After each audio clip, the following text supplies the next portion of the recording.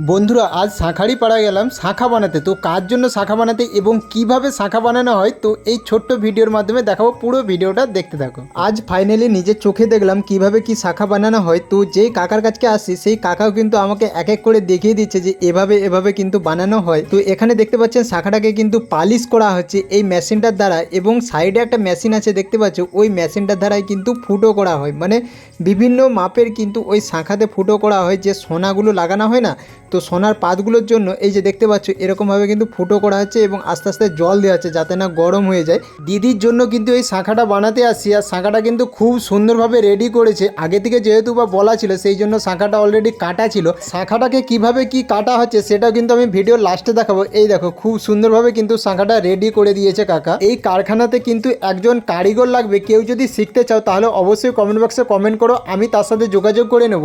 আমার হাতে যে শাঁখটা দেখতে পাচ্ছেন এই শাঁখ থেকে কিন্তু কেটে শাঁখা বানানো হয়।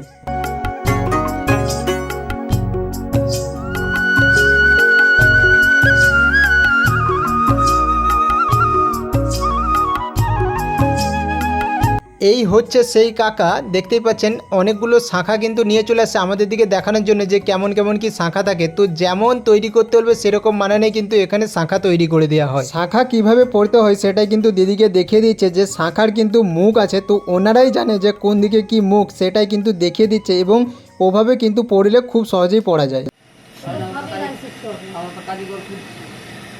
আমি আছি হাসির কথা বলি, তবে ধৈর্য হারালে কাজ শিখতে পারি। আমি কিন্তু আমার পেটের ছুটায় ডন মারছি, গোটা আসতেছে। হ্যাঁ, গোটা এসে মুখটা ফুড়া হচ্ছে, হ্যাঁ। এ পাশে পাশে মাজার হচ্ছে, মানে এই যে মাজার করা, ওটা তো দড়ি মালা আসতে বুঝতে পারবেন না।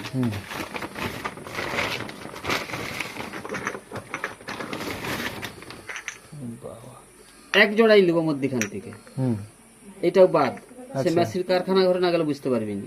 আচ্ছা, আমি এই মুখটাও বাদ। পানি একটু হয় না,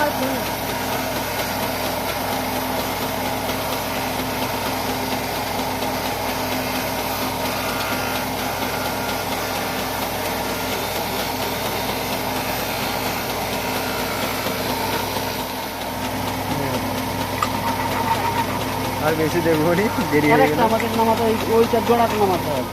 ফাইনালি বন্ধুরা শাঁখা বানানো কমপ্লিট, এবং শাঁখায় যে সোনাটা লাগিয়েছে তো সেই সোনায় কিন্তু আঠাটা দিচ্ছে। আঠা দিয়ে এবার কিন্তু ওই যে গুঁড়ো সাদা সাদাগুলো দেখতে পাচ্ছ ওই আঠাটার উপরে দিয়ে দিবে যাতে না হাতে লাগে। তো তোমাদের ভিডিওটা কেমন লাগলো সেটা অবশ্যই কমেন্ট বক্সে জানিও, এবং ফেসবুক পেজ থেকে দেখে থাকলে অবশ্যই পেজটা ফলো করে দাও।